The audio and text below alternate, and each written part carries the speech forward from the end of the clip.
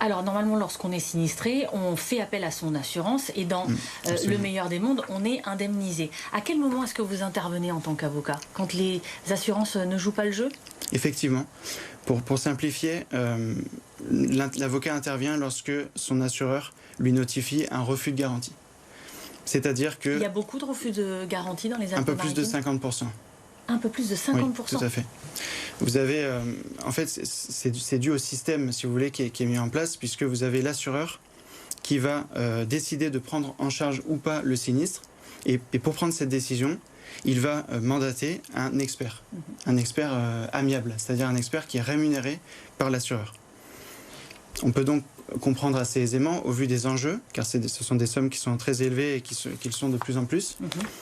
On a l'organisme France Assureur qui a estimé le montant des dépenses en 2022 pour ce type de sinistre à 2,9 milliards d'euros. En France? En France, absolument. C'est une spécificité du système français, je tiens à le préciser. Et à titre de comparaison, dans les années 1980, ce montant était 3 fois inférieur. D'accord. Donc vous dites, comme ce sont des sommes très importantes, les assureurs essayent de trouver des raisons qui pourraient permettre de ne pas indemniser. Tout à fait. Ce n'est pas de la démagogie, et je n'ai rien contre les assureurs, mais il faut quand même comprendre l'ampleur de l'enjeu financier.